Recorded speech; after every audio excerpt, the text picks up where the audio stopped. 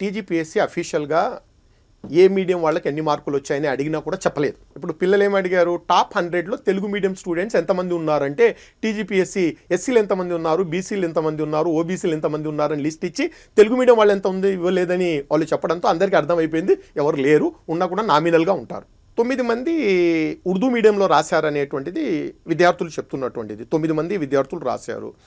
మరి వాళ్ళలో దాదాపుగా 6-7 మందికి 450 మార్కులు పైన వచ్చాయి.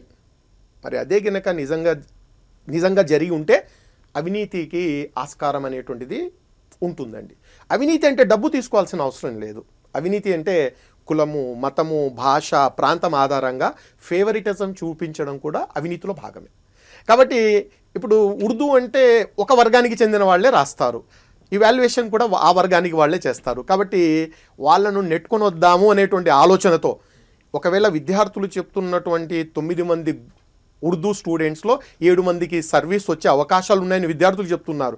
ఒకవేళ గనక అదే నిజమైతే ఈ వ్యవస్థ పైన ఉన్న నమ్మకం కాస్త పోతుందండి పిల్లలకు, ఆ ఫేవరిటిజం అనేటువంటి. అందుకు నేను చెప్తున్నాను, హ్యూమన్ ఇంటర్వెన్షన్ అనేటువంటి చాలా ప్రాబ్లమాటిక్గా మారిపోవడం అక్కడ డెఫినెట్గా.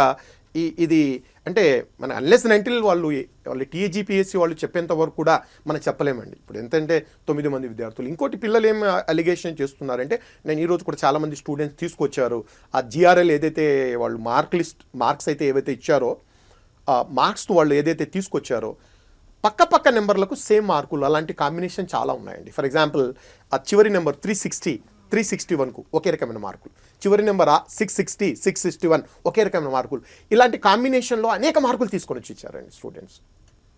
సో ఇది ఒకటి విద్యార్థులు చెప్తున్నటువంటిది. ఇంకొకటి కేవలం 2 సెంటర్స్ నుంచి మ్యాక్సిమం మార్క్స్ వచ్చాయనేటువంటిది ఇంకొక అలిగేషన్స్ అనమాట. సో టీజీపీఎస్సీ సైలెంట్గా ఉండడం అనేటువంటిది చాలా బాధాకరమైనటువంటిది. వాళ్ళు సైలెంట్గా ఉంటే వీటిని అన్నిటిని అంగీకరించినట్టు అనేటువంటి అభిప్రాయము నమ్మని వాళ్ళకు కూడా వెళ్ళిపోతుంది. ఇప్పుడు విద్యార్థులు చెప్తే నేను జనరల్గా పట్టించుకోను, సరే వాళ్ళకు సర్వీస్ రాలేదు కాబట్టి బాధగా చెప్తున్నారు, వాళ్ళందరూ చూపించారు చూడండి సార్ 2 నెంబర్స్ ఒక నెంబరే తేడా ఉంది, సేమ్ మార్క్స్, ఇలాంటి కాంబినేషన్లో ఒక 20-25 తీసుకొని వచ్చారు, నాకు చూపించారు, చూడండి ఎలా వచ్చాయి మార్కులు.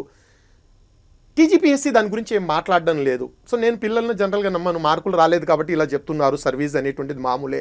కానీ వీళ్ళు సైలెంట్గా ఉండడము, దాన్ని ఖండించకపోవడము కొద్దిగా ఇంకా భయంకరమైనటువంటి అనుమానాలకు దారితీస్తుంది. సో దీన్ని వెంటనే అంటే విద్యార్థులు ఏదైతే రైజ్ చేస్తున్నారో పాయింట్స్, టీజీపీఎస్సీ వాళ్ళ సందేహాలను నివృత్తి చేయాల్సిన అవసరం ఖచ్చితంగా ఉంది ఇక్కడ.